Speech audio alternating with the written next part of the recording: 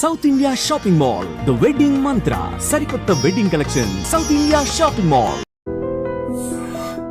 నేను వైజాగ్ లో చదువుకునేటప్పుడు చైత్ర నేను క్లాస్మేట్స్. అక్కడ చైత్ర వాళ్ళ ఫాదర్ కానిస్టేబుల్ గా పనిచేసేవారు. ఎస్ఐగా ప్రమోషన్ వచ్చి పార్వతీపురం ట్రాన్స్ఫర్ అయ్యారు. స్టేషన్ లో అడుగు పెట్టిన మొదటి రోజు వచ్చిన ఫోన్ కాల్ చైత్ర జీవితాన్ని మార్చేసింది.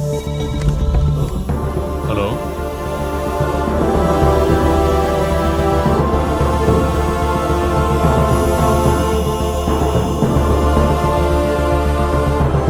ఏ ఊరు? కోట్లు కట్నం ఇచ్చి పెళ్లి చేస్తే కాటికెళ్ళేలాగా చేశాడు. సార్ ఇప్పుడు వచ్చిన ఎస్ఐ కానిస్టేబుల్ నుంచి ఎస్ఐగా ప్రమోట్ అయ్యాడు సార్. సార్ మనం ఏం చేసినా చూస్తూ ఊరుకోవడానికి అతను మామూలుడు కాదు సార్.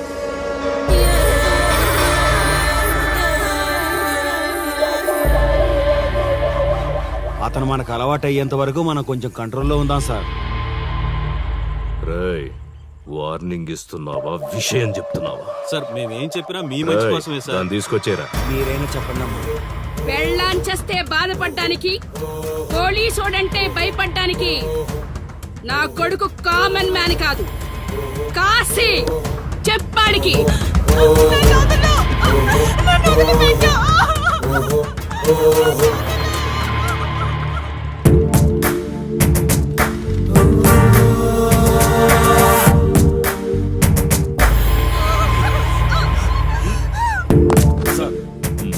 మీరున్నారంటే ఇక్కడ ఎంక్వైరీ చేయడానికి వచ్చాం సార్. కాశీ అంటే ఎవడెక్కడ? నా కొడుకు ఊళ్ళో లేడు. వస్తే కౌరెడతా, అప్పుడు రా. కనిపిస్తే అరెస్ట్ చేసి నీకు కబురెడతా, అప్పుడు నువ్వే రావాలి. నీ పెంపకం కరెక్ట్ కాదు. పదండి.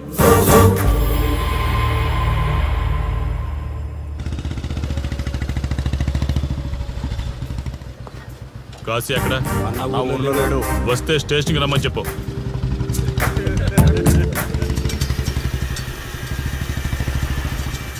కాశీ ఉన్నాడా? ఇక్కడ లేడు.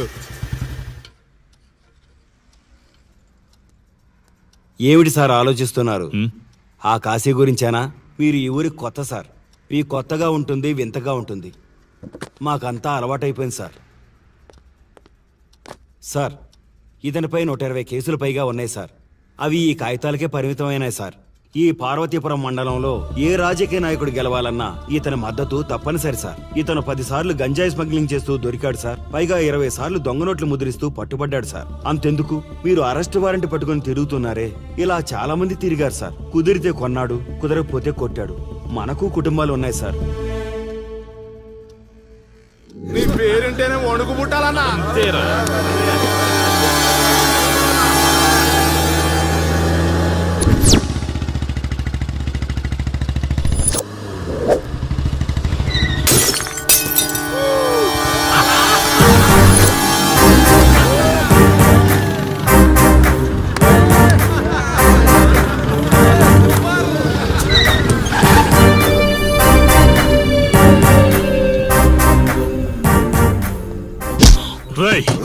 ఒళ్ళు బలిసిందా? రోడ్డు మీద తాగుతున్నావు?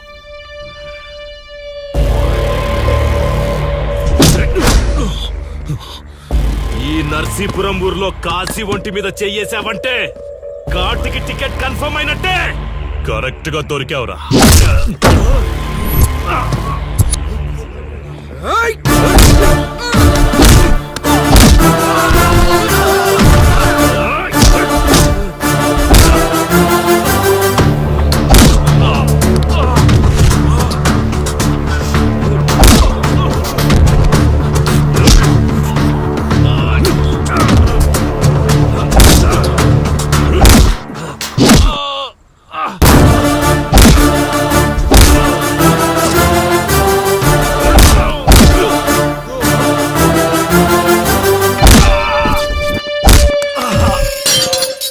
సార్, మీరు చాలా రిస్క్ చేస్తున్నారు సార్.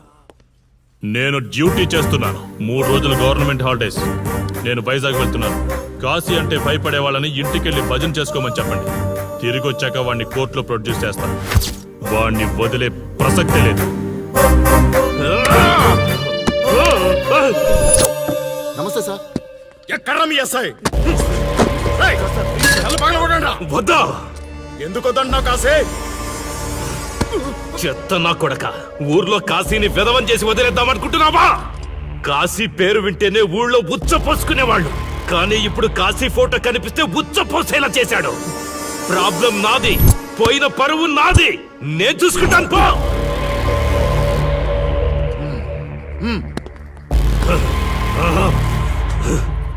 చైత్ర, స్టేషన్కి వెళ్ళొస్తాను. Okay daddy. ఇదేం ఇల్లండి, బూత్ బంగ్లాలా ఉంది, అసలు కలగానే లేదు. నువ్వేంట్రా ఇక్కడ? జీవితాంతం జైల్లో ఉంటాననుకున్నావా? ఏమండి?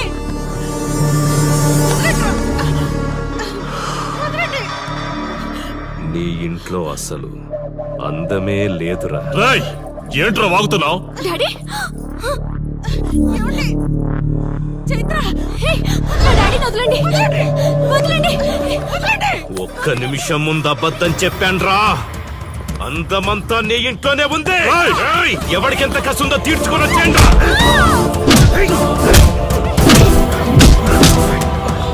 ఏమండి?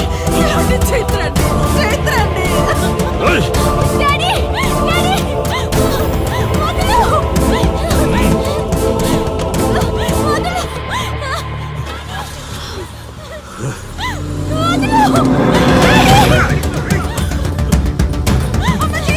రేయ్,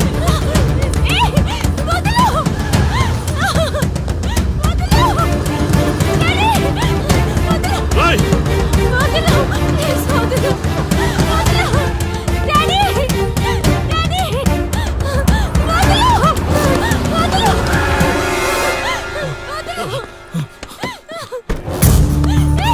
రా, రా, రా.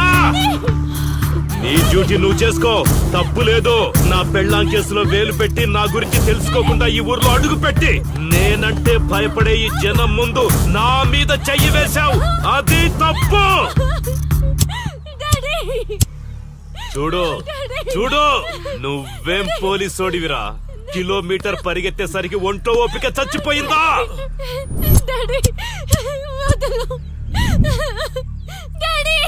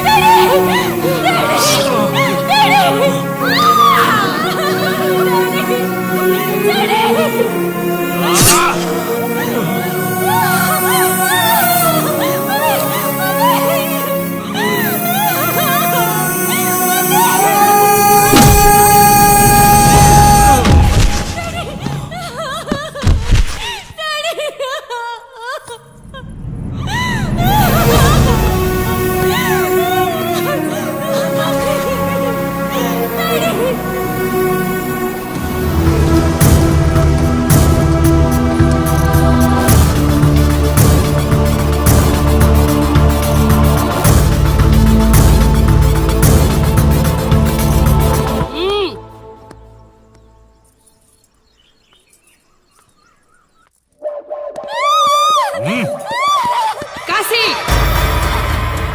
నొప్పి ఒక్క రోజు తెలిస్తే చాలదు, నువ్వు 3 రోజులు జైల్లో ఉన్నావు. అది జీవితాంతం మన ఇంట్లో బందీగా ఉండాలి.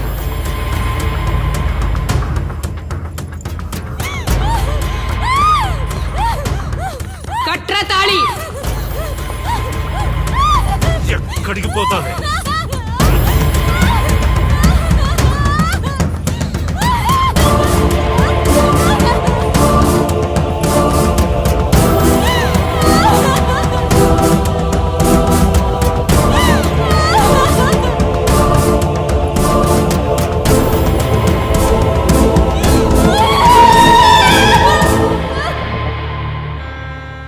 ఆ దుర్మార్గుడి నుండి తప్పించుకుని నా దగ్గరకు వచ్చింది. ఆ తర్వాత నీకు తెలిసింది.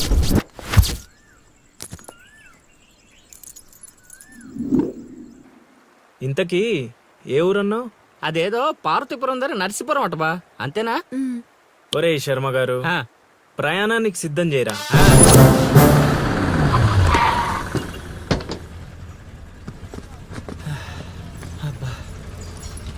బా, ఊరు చాలా పెద్దదిలా ఉంది, ఎక్కడ ఎతుకుతావు? రే శర్మ గారు, నడవడానికి కాళ్ళు, తిరగడానికి ఓపిక 2 ఉన్నాయి కదా. ఐసులే పోనే.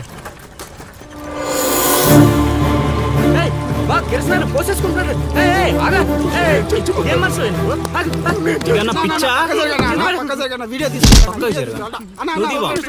వీడియో తీస్తావు, వీడియో తీస్తావా నువ్వు? ఏయ్, నీ ఆగా మాట్లాడుతున్నాడు కదా, ఆగలేవా? అసలు నీ ప్రాబ్లం ఏంటి? చెప్తే ఆరుస్తారా తీరుస్తారా? నా సావు నన్ను సావనివ్వండి. నీ అయ్యా చచ్చేదో చెప్పిసావు, మాకు క్లారిటీ ఏడ్చింది. ఏరా నువ్వు పత్తి రైతువా? కాదు, వరి రైతుని. వరికి పురుగు పట్టిందా? కాదు, పంట కూడా బానే పండింది, డబ్బు కూడా చేతికొచ్చింది. పంట పండితే పండగ చేసుకోవాలి, ఈ సావులేంట్రా? బావా నువ్వేం డీల్ చేయి, నేను వెళ్ళి చైత్ర గురించి తెలుసుకొని వస్తాను. ఇప్పుడు చెప్పు అంకుల్, ఏంటి నీ ప్రాబ్లం? నేను ఉడికాడ అప్పు తీసుకున్నాను. డబ్బులు వచ్చాయన్నావు కదా, ఇచ్చేయి. ఇచ్చేద్దామని నిన్ను అనుకున్నాను. ఆడసలు పుచ్చుకోనే లేదు. ఎందుకు? వడ్డీ ఎక్కువైందా? వడ్డీ వాడు పక్కన డుంచాయి. ఆడ అసలే వద్దన్నాడు.